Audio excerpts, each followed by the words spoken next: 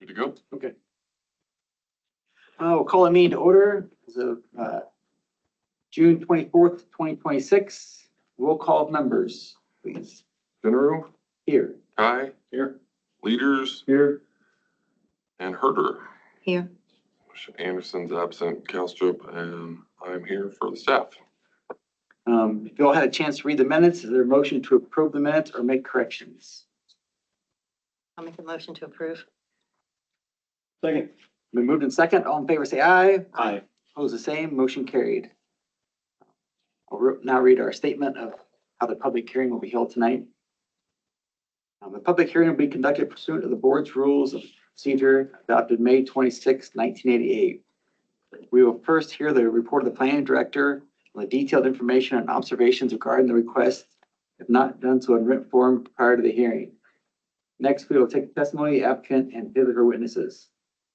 Upon completion of the applicant's testimony, I will call upon members of the audience wishing to make a statement concerning the request.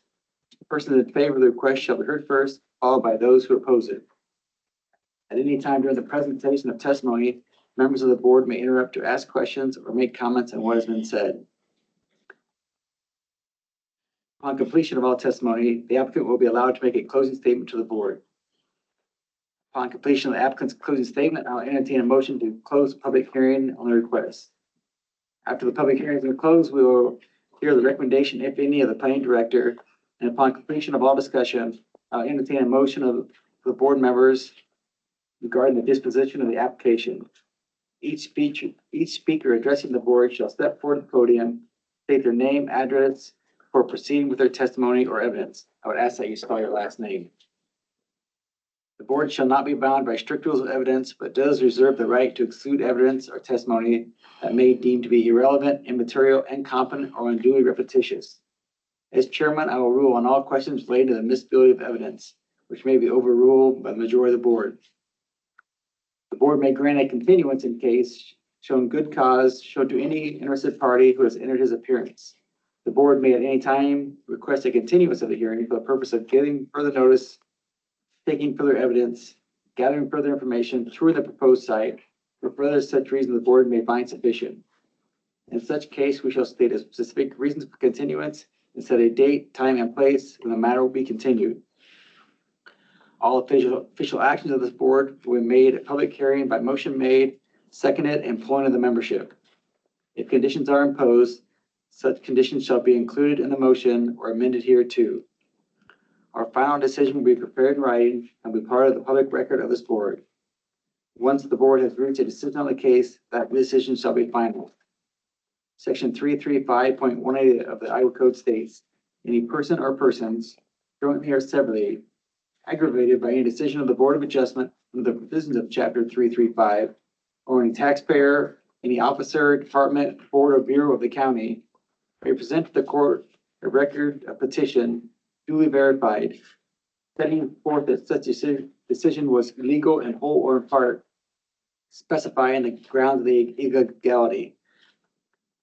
Such petition shall be presented to the court within 30 days after the filing of the decision of the office of the board.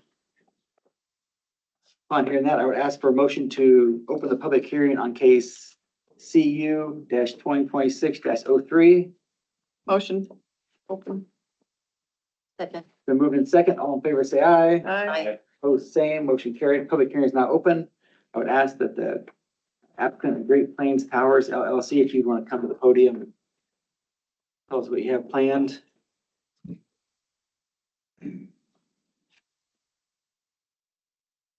My name is Sean Hempstead, Hemsted, and I am with GSS Incorporated. I am representing Great Plains Towers.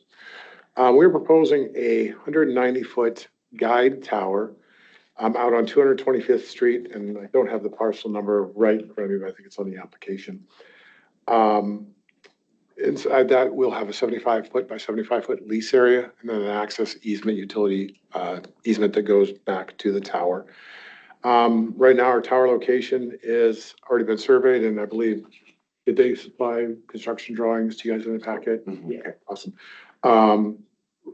So from that, you'll notice that the closest we are to any right-of-way or property line is 341 feet. which is about 1.8 times the tower height. So we're definitely very far away. I do not believe we have FAA back yet, but we don't think the tower will need to be lit. So it won't be, it's not over 200 feet, so it won't be required to be lit. We did look to see if there were any existing structures that would work for our client, which is Verizon. And three closest towers, one is 1.52 miles south of our existing proposed location. The other one is 1.93 miles northeast of our proposed location. And the third closest tower is 2.87 miles west southwest of our proposed location. This is here for additional coverage. It's to improve coverage in the area as well as add additional capacity to that. As technology increases, every G we add to technology adds more data capacity. And so more towers are needed. And you'll notice that very few towers now are requested at the height when I started my career 27 years ago, asking for 350 and 400 foot towers. Those are kind of the days, the old. Today it's 250 is about the tallest anybody goes, and typically it's more in that 195 to 150 range. Because of the technology, they can't put as much power behind it. The signals, it's shorter waves, so the towers need to be shorter and a little bit closer together. So back in the day with Verizon, I'll be honest, probably had coverage in this area, at least better coverage than what they have today 10, 15 years ago, but with all the Gs, it's pulled back the signal, and now there's a gap there, and that's what this is there for, is to improve. And I'm willing to answer any questions that you guys may have.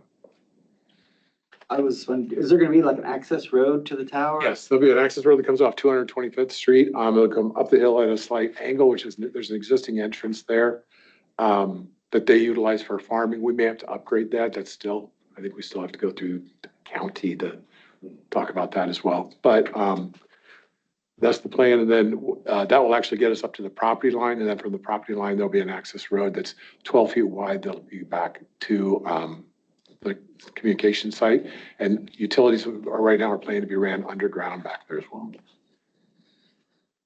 I did want to put like, so how do they determine like where, is it just you need for the closest to the tower? I was just kind of curious because I live kind of like up in the spot, there's like a big spot where there's nothing there, but I didn't know if, like, how do they determine when the tower is needed or? On a property or just in general? Just in general, I guess, Okay. yeah. So the RF engineers, they have what are called systems performance engineers. So we have RF engineers, which are radio frequency engineers. They're the ones that kind of design the sites. But then performance engineers are the ones that are evaluating how's it working with your phones.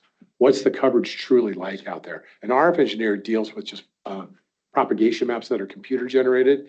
That's not the real world. The systems performance guys are judging it off the real world, taking all the information off of our phones. So they've known that they've had this coverage issue as, like I said, as every new technology comes out, the signal's been getting weaker and weaker.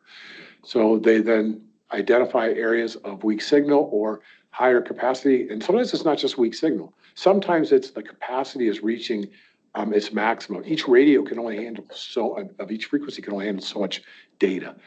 And once it starts getting overloaded, what happens is our phones start slowing down. They actually work harder and the batteries drain.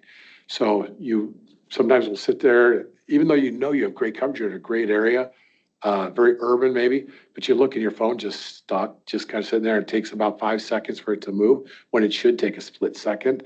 That's typically when a cell site has got too many people trying to utilize it. So they need to get another cell site there with more radios to help offload that traffic. But coverage is the number one goal right now for the site.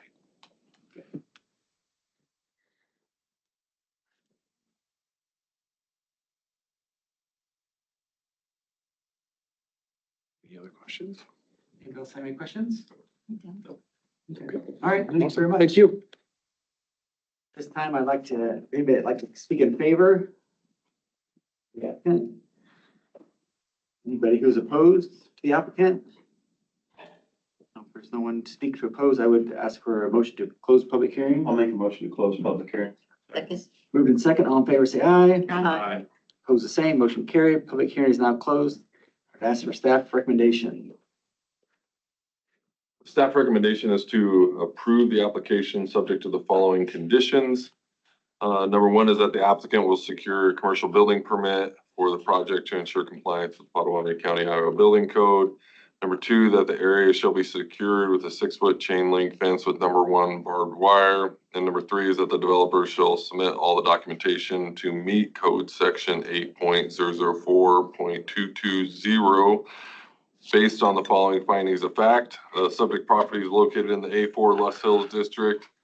County zoning ordinance adopted in conjunction with the land use plan stipulates that the proposed land use is a conditional use in the A4 district. The land use plan recognizes the need for adequate utilities to accommodate existing and future development. Number 2, the subject property is suitable for the placement of the commercial telecommunications tower and will not create a detrimental effect to adjacent properties. Number 3, the subject property consists of 26.52 acres and the placement of the commercial telecommunications tower is not foreseen to have any negative impact on the area. Number 4, the only time the proposed telecommunications tower will have any utilization of 225th Street road system is primarily during the initial construction. Traffic to the tower will be minimal after construction and the existing road system is adequate to accommodate the delivery. No negative impact should be encountered. And number 5, the proposed telecommunications tower will meet the criteria set forth in the zoning ordinance.